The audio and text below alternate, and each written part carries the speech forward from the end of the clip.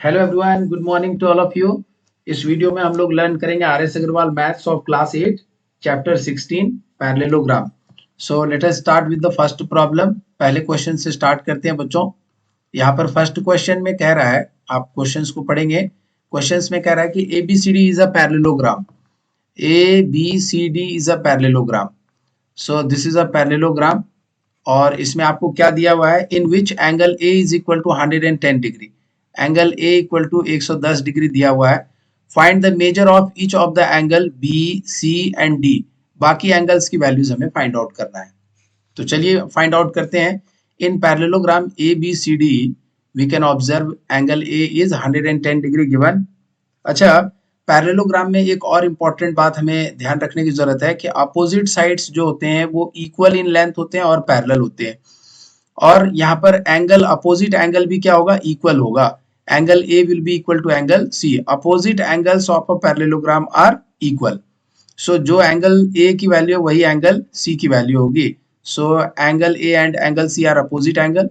So angle C will be equal to angle A and that is equal to 110 degree, जो यहाँ पर लिखा हुआ 110 डिग्री।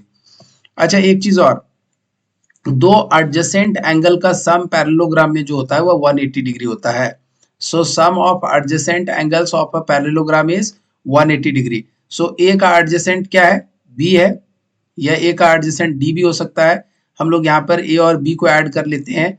सो ए और B, angle A plus angle B will be equal to 180 degree as from this property कि sum of adjacent angle of parallelogram 180 degree होता है। तो ए की वैल्यू 110 डिग्री है और बी की वैल्यू हमें निकालना है, और यहाँ पर ये टोटल 180 डिग्री है। So angle B will be equal to 180 degree minus 110 degree. तो इसको सॉल्व करेंगे, so this will be 70 degree. So B का जो है यहाँ पर वैल्यू 70 डिग्री आ गया। सो दिस इज 70 डिग्री। ये वाला एंगल 70 डिग्री है बच्चों, और C 110 डिग्री है।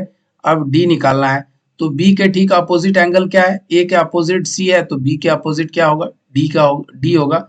So angle D will be equal to angle B and that is equal to 70 degree.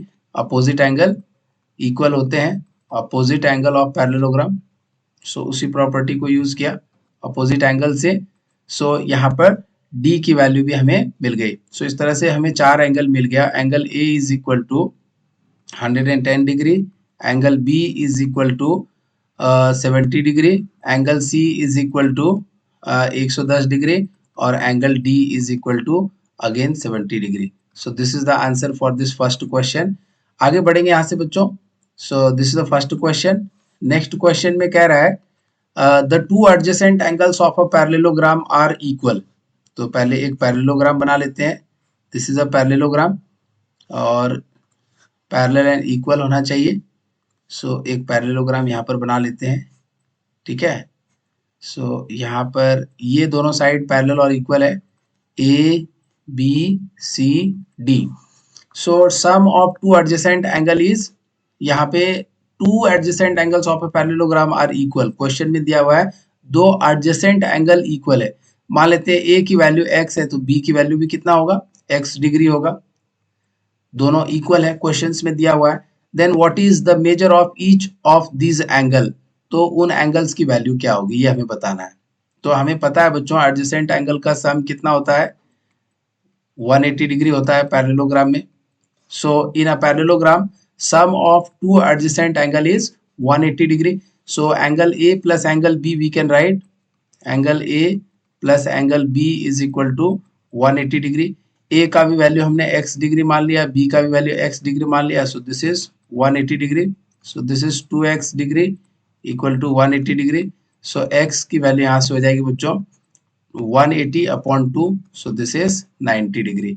So A की वैल्यू भी 90 डिग्री होगी एंड बी की वैल्यू भी क्या होगी, 90 डिग्री होगी। So in each in this two angles we are observing, these two are same, so each angle will be 180 upon 2, so that will be 90 degree. So angle A की value भी 90 degree होगी और B की value भी 90 degree होगी, तभी जाकर के यहाँ पर दोनों एंगल इक्वल होंगे, ठीक है। So this is second question. So इस वीडियो में इतना ही बच्चों, मिलते हैं अगले वीडियो में। Thank you.